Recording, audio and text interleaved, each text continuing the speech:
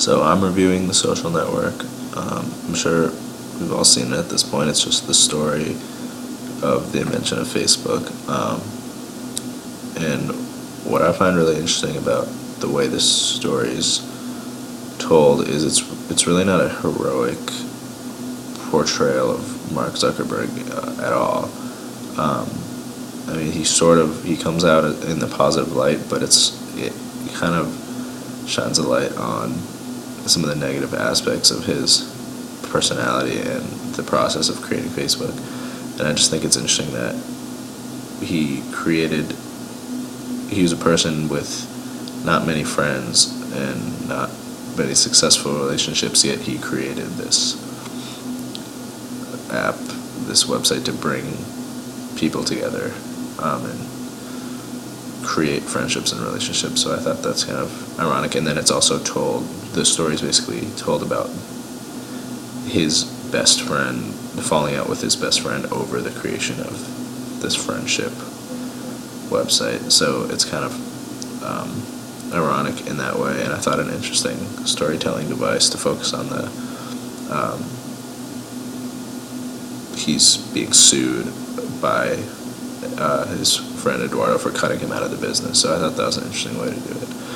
And then the readings that we had for today are both about the dangers of social media, and not just Facebook, but one was focusing on bullying, cyberbullying, and the other focusing on the deterioration of real-life friendships based on social media. And what I think is interesting is that in terms of Facebook, if you look at the initial intention when it was created was A, for college students, and B, for basically it was originally going to be a dating website.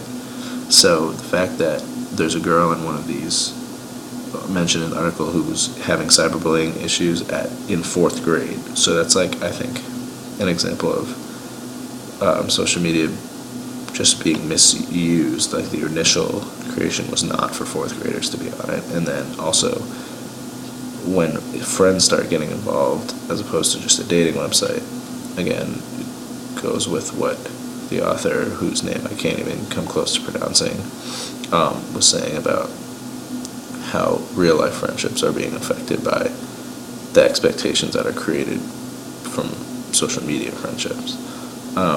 So I think my question would be whether any of us have had seen any real-life friendships or relationships affected by social media, and